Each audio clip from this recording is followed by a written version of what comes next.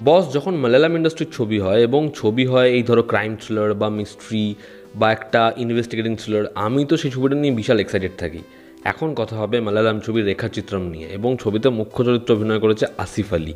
এই পরিচালকের প্রিভিয়াস ছবি ছিল দ্য প্রিস্ট, যেটা আমি দেখেছিলাম অনেক আগেই।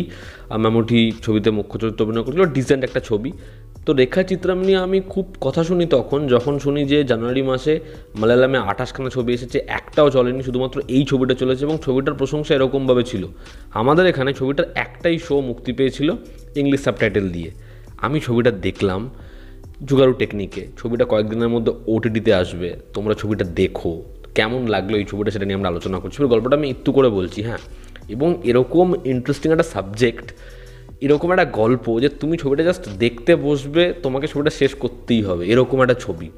গল্পটা হচ্ছে একজন নিজের একটা স্বীকারোক্তি দিচ্ছে যে 1985-এ সে কী এমন করেছিল এবং তার সাথে কারা ছিল। এবার যেই ঘটনাটা সে বলছে সেটা খুঁজতে খুঁজতে তার সিনেমার নাম উঠে আসছে, মামুটি অভিনীত। এবং সেই ছবিতে একটা জুনিয়র আর্টিস্ট, একজন মেয়ে, সেই মেয়েটার হয়েছিল কি, এর থেকে বেশি জানতে হলে তোমাদের এই ছবিটা দেখতে হবে। ছবির পজিটিভ দিক, নেগেটিভ দিক, আমার কাছে ছবির জন্য অনেকগুলো পজিটিভ দিক রয়েছে। প্রথম হচ্ছে এরকম একটা ইনভেস্টিগেশন, এরকমভাবে সেটা নিয়ে রিসার্চ হয়েছে, যেটা ব্যাপক, জাস্ট ব্যাপক। আমাদের এখানে যখন ইনভেস্টিগেটিং থ্রিলার হয় সেখানে না এত যে রিসার্চ, এত ডিটেলিং সেখানে লক্ষ্য রাখাই হয় না। তোমরা এই ছবিটা জাস্ট দেখো, রেখাচিত্রম ইনভেস্টিগেশন এভাবে দেখিয়েছে তোমার মাথা খারাপ হয়ে যাবে, দারুণ লাগবে তোমার।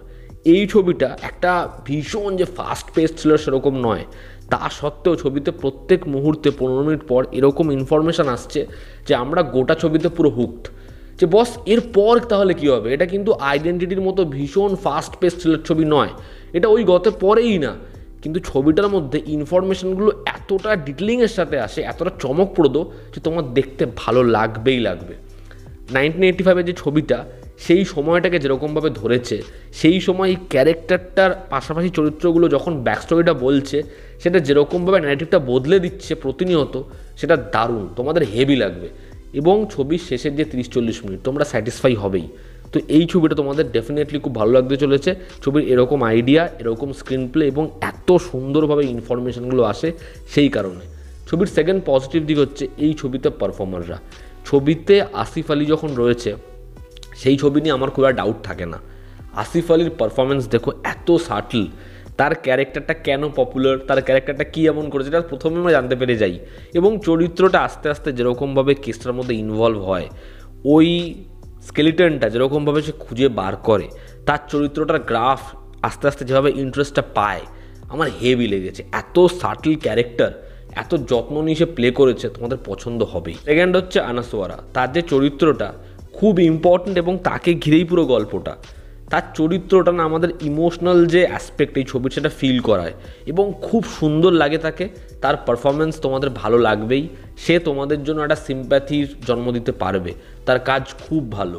সাপোর্টিং কাস্টে যারা ছিল প্রত্যেকে নিজের জায়গায় ভীষণ ভালো, এবং কিছু সারপ্রাইজেস ছবিতে রয়েছে, আমি সেগুলো বলবো না, তোমরা ছবিটা দেখো, তোমাদের ভালো লাগবে পারফরমেন্স প্রত্যেকের।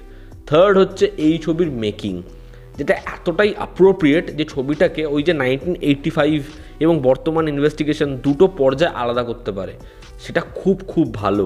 ছবির শর্টগুলো তোমার দেখলে খুব সিম্পল মনে হতে পারে, কিন্তু এই সিম্পলিসিটি ছবিটার মধ্যে যেভাবে আছে, সেটাই হয়তো কোথাও একটা কি ছবিটাকে খুব রিয়েলিস্টিক বানায়। ছবির ব্যাকগ্রাউন্ড স্কোর সেটা একদম যথাযথ যে ছবির ক্ষেত্রে, এবং এই ছবির পরিচালক তার আগের ছবি যেরকম বানিয়েছিলেন এবং এই ছবিটা যেরকম, দুটো না একদম অন্য ওয়েতেই। এরকম একটা ইমোশনাল লাইন, কিন্তু কোনো জায়গাতে সেটা কিন্তু গ্যাদে হয়ে যাচ্ছে না, তার মধ্যে ইনভেস্টিগেশনটা যেরকমভাবে মুভ অন হচ্ছে, ভীষণ ভীষণ অ্যাপ্রোপ্রিয়েট। তো আমার মনে হয় রেখাচিত্রম খুব কম্প্যাক্ট, খুব ভালো একটা সাবজেক্টে এত সুন্দর ইনভেস্টিগেশন ড্রামা, তোমরা দেখো, তোমাদের ভালো লাগবেই, ব্যাপক লাগবে তোমাদের। এরকম একটা কনসেপ্ট নিয়ে ছবিটা হয়েছে, তোমরা মস্তি পাবে ছবিটা দেখলে। আমি ওই যে বললাম, তোমরা যদি খুব ফাস্ট পেস্ট কিছু আশা করো, তাহলে এই ছবিটা তোমাদের জন্য নয়। তবে এই ছবিটা, যারা স্লো পেস্ট ভালো ছবি দেখা পছন্দ করো, তোমাদের রেখাচিত্রম ভালো লাগবেই, দারুণ লাগবেই। দেখে তোমরা বলবে বস একটা ছবি দেখলাম, মস্তি পেয়ে গেছি। ছবির নেগেটিভ দিক হচ্ছে এটাই যে ছবিটার এই গল্পটা যেরকমভাবে যায়, ফার্স্ট হাফে যেভাবে ছবিটা উঠছে, যেরকমভাবে ইনফরমেশানগুলো আসছে, সেকেন্ড হাফে একটু ডিপ হয়, তবে সেটা আবার প্রথম 30-40 মিনিট পর ঠিক জায়গায় পৌঁছে যায়। ছবির যে টাইটেলিংটা সেটা এত ব্যাপকভাবে একটা জায়গায় আসে, যেরকমভাবে স্কেচটা তৈরি হচ্ছে, ইনফরমেশান পাচ্ছে, ওই ফুটেজটা দেখলো এত সুন্দর করে ছবি টাইটেলটা পড়ে, হেভি লাগবে।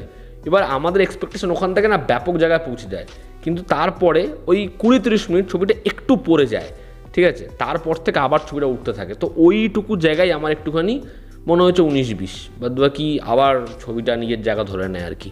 তো ওভারঅল এই ছবিটা আমার মনে হয় মাস্ট ওয়াচ, তোমরা দেখো, মস্তি পেতে চলেছো।